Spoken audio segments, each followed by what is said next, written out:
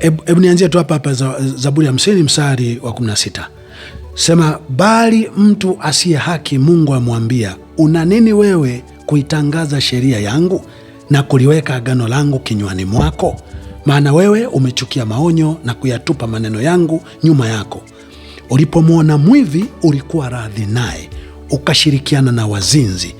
Umekiachia kinywa chako kinene mabaya na ulimi wako kutunga hila.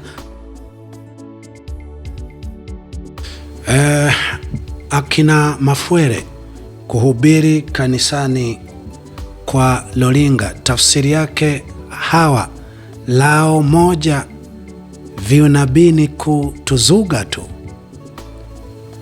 ama viunabii ni michongo tu, ni michoro tu.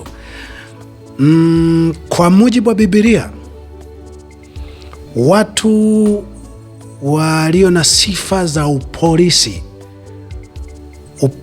wa Tanganyika ulivyo sasa hivi ni viumbe walio na sifa za kuhubiri kwenye madhabahu ya Mungu, au hivi viunabii ni michongo tu. Hivi unabii hawa ni lao moja.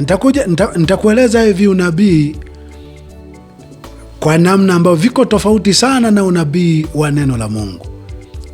Nikusomee maandiko kadha wa kadha tuone kama watu wenye sifa za polisi, ambao mimi naita za umafuere, kwa sababu polisi kwa kipande kubwa ndio wanaotumika katika yote tunayolalamikia, mauaji, utekaji, yote tunawatuhumu ama wameonekana polisi.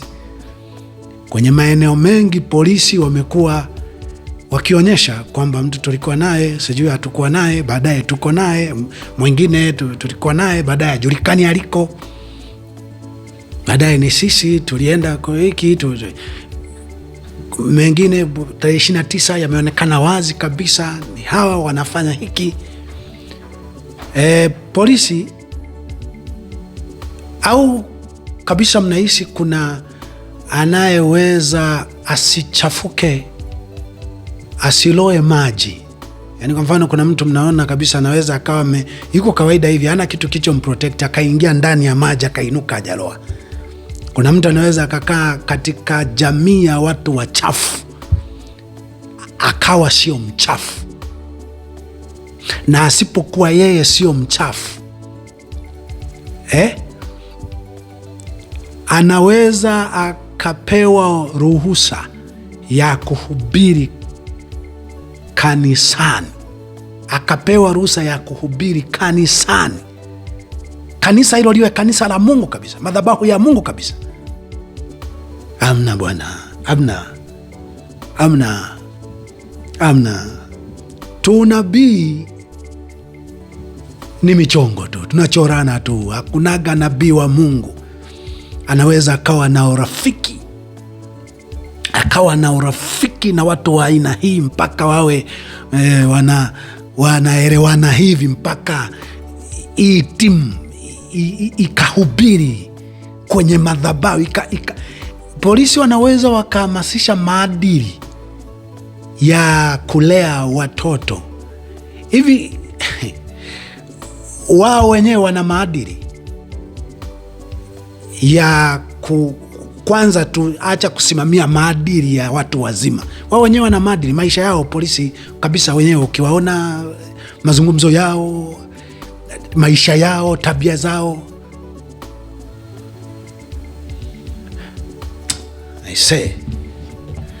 sio nianzia andiko gani?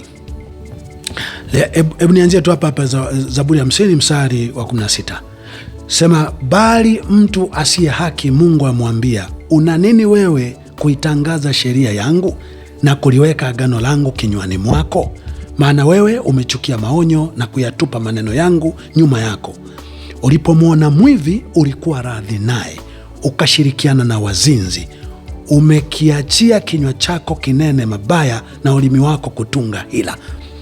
Elewa sana hapa, ulipomwona mwivi ulikuwa radhi naye, ukashirikiana na wazinzi. Polisi ni watu wema sana, ni watakatifu, wanaweza kufundisha maadili au jinsi ya watu kuwa na maadili. Polisi wakafundisha kanisani, hilo likawa ni kanisa la Mungu. Polisi wa Tanzania kwa wanayotufanyia hasa Watanganyika, amna hiyo inaweza ikawa ina tafsiri awalao moja, mengine yote ni michongo tu, mengine yote tunachorwa tu, nabii vingine vyote tunachorwa tu kabisa.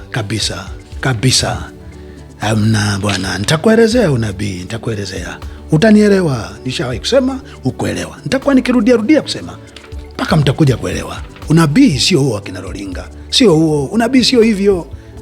Ngoja nisome tu maandiko fulani hapa. Wakorinto wa pili 6 mstari wa 14, msifungiwe nira pamoja na wasioamini kwa jinsi sivyo sawasawa. Kwa maana pana urafiki gani kati ya haki na uasi? Tena pana shirika gani kati ya nuru na giza? Tena pana ulinganifu gani kati ya Kristo na Beliari? Au yeye aaminie ana sehemu gani pamoja na yeye asiyeamini? Pana mapatano gani kati ya nuru na giza? Pana mapatano gani kati ya mtu mwema na mtu ambaye ni dhahiri, imekuwa wazi humu katika mitaa? Unaona humu hawa wanashiriki uuaji wa kuua watu wetu wasio na hatia. Hujui ameua nani? Waulize mimi wamenifanyia nini? Waulize binti yangu Sifa aliwakosea nini? Waulize polisi aliwakosea nini? Kesi mlienda nayo wapi? Kama alikosa mlimfanya nini binti yangu mkamuua? Haya, maelfu ya watu wanaolia. Polisi wanawezaje kuja wakahubiri na ukapiga nao picha ukawaandikia na kwamba tunashukuru Mungu tulikuwa na watu hawa, tumejengwa, mambo yameenda vizuri? Amna bwana, amna. Tunabii tu ni michongo bwana, kabisa. Tunabii tu ni michongo. Nitamwonyesha mtu hapa atajua. Katika Amosi 3 mstari wa 3, je, watu wawili waweza kutembea pamoja wasipokuwa wamepatana nia? Wanaelewana lao moja?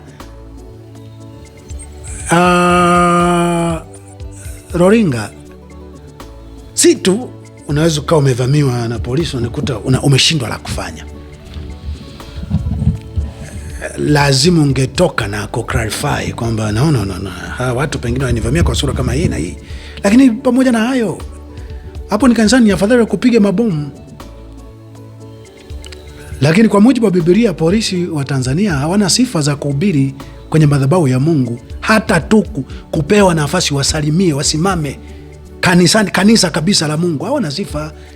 Hata kama huyo polisi anaweza akakwambia mimi sihusiki na hayo mambo, sihusiki, hawezi akaendelea na kazi ya upolisi katika hali hii ambayo huyo polisi akifa sasa hivi, akifa huyo polisi, ikatokea polisi amekufa, yeye alikuwa mcha Mungu, alikuwa na ubii na kwa Rolinga, comment utakazo kutana nazo mitandaoni na kwenye jamii ni zipi?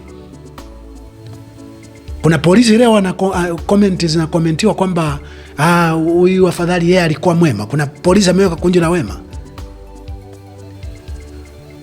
Turudi kwenye tu nabii tu akina Rolinga. Ngoja nikwambie, kwenye Biblia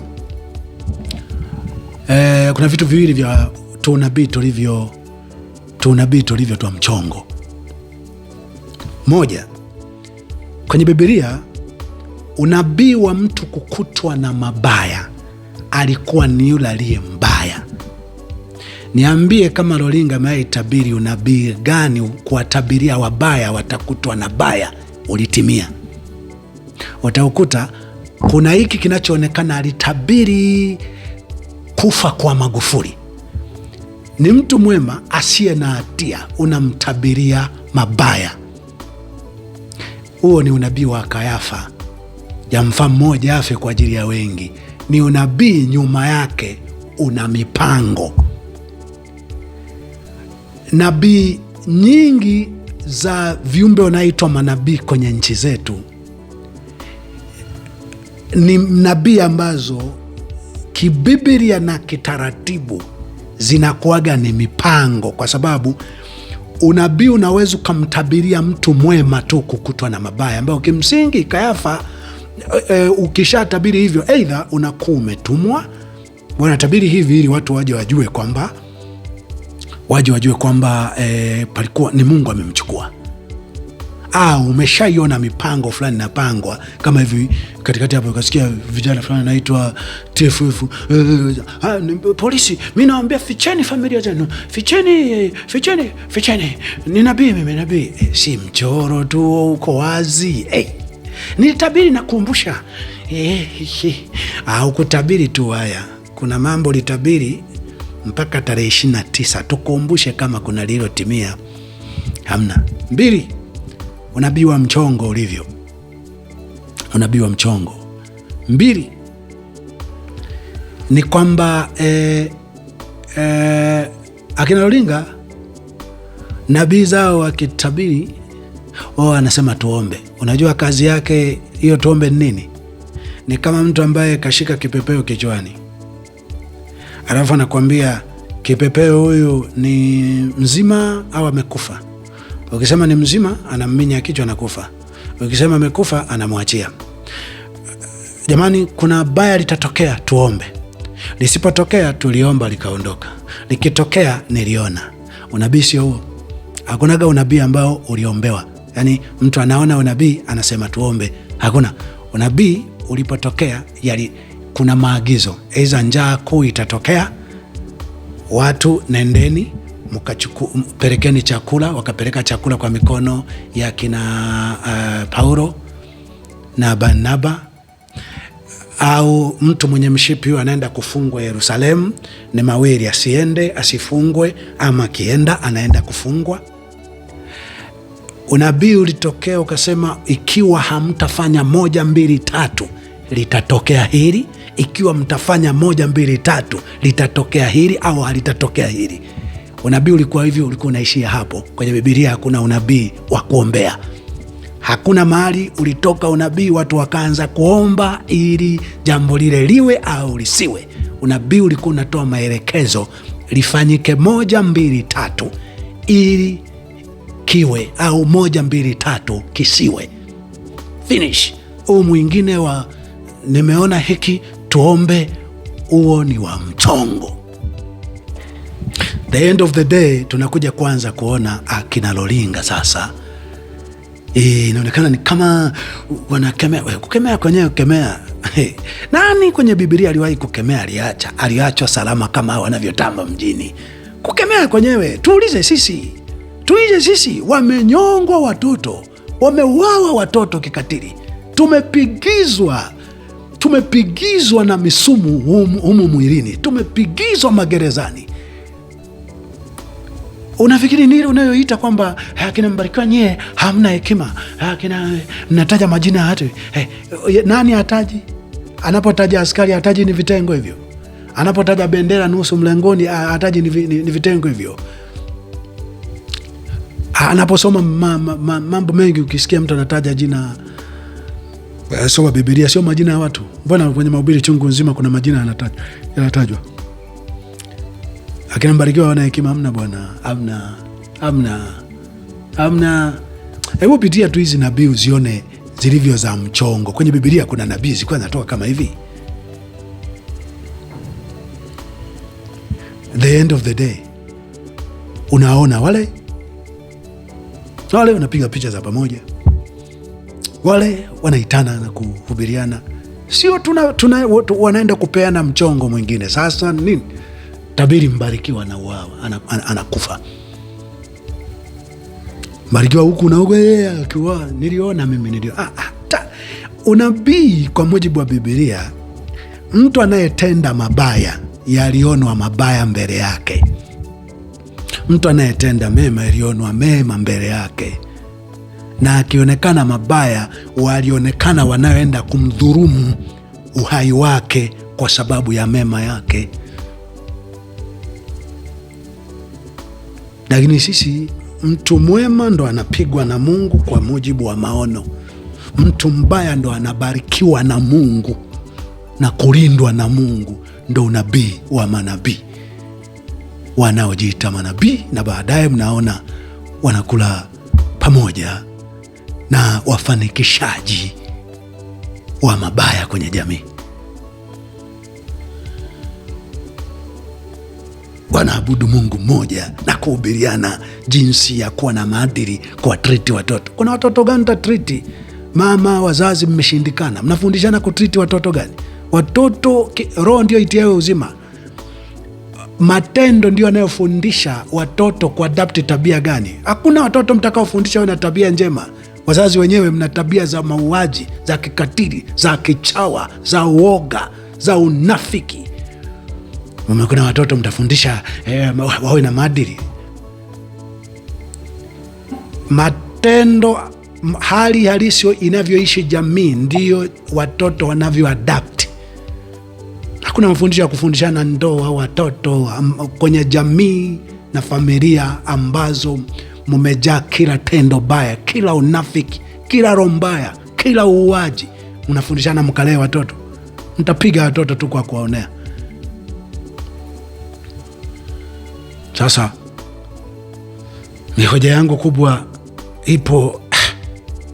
Sasa nilipotoa ile ya picha, sikuona hii nyingine ya kuhubiri kabisa, na kipindi kabisa cha mahubiri kabisa. Amna bwana, mimi Mungu nayehubiri kwenye Biblia, akina Mafuere hawakutakiwa wanuse hata waonekane kanisani. Kweli Mungu alikuja kwa ajili ya wenye dhambi, lakini aitajaye jina la Bwana na aache uovu. Hawaruhusiwi kuhubiri. Aje kanisani, akemewe juu ya mabaya yake, aambiwe juu ya mauaji yao, aambiwe fidia wanayotakiwa kutoa kwa ajili ya mauaji wanaoua watu na kutesa watu. Apewe kipindi ahubiri jinsi ya kuwa na maadili, kwa sababu matendo yako ndio yanayofundisha. Kwa watu wakafanya kazi ya upolisi, waonee watu hivyo, watese watu hivyo magerezani, kwenye vituo vya polisi. Kisa natumwa, ndo wakubwa zangu walivyonielekeza, naweza nikapoteza kazi. Alafu huyo akaje siku nyingine akahubiri, anayeweza akatekeleza amri yoyote hata ya kumuumiza mtu asiye na hatia. Kundi hilo lipate nafasi ya kuhubiri kanisani. Hamna bwana, nipo na hii kitu nisema pana. Ngoja tushe tubaki tunafikiria, hatuna, inawezekana Mungu ameruhusu tusiwe na la kufanya. Lakini kuna vizazi fulani vikija kikuta watu kama hawa, wahubiri kama hawa watatafutwa mapema sana, wasaidie kuweka wazi hii michongo yenyewe ilikuwa inakuwa kwaje. Hii michongo ilikuwa inakuwa kwaje? Hii mlikuwa mnapewaje hii michongo? Kwa sababu hapo hakuna unabii wa Mungu hapo. Mungu, nakwambia, Mungu haoni mabaya kwa watu wema, haoni mema kwa watu wabaya. Mungu hana ushirika, hapana ushirika kati ya nuru na giza. Hiyo ni michongo. Huu nabii ni wa michongo.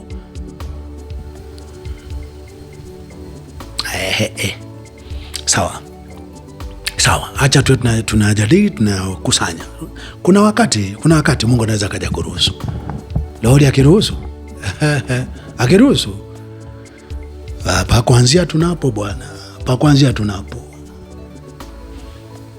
Ndio maana mnakuwa mmekaa tu, sisi tuko kwenye hatari, wanatuwinda. Kuwinde si Mungu anatulinda. Ni hao Mungu anaowalinda hao mnao, baadaye mnakutana mnakula sahani moja. Kemea mabaya, baki salama. Unakemea kwa sauti gani?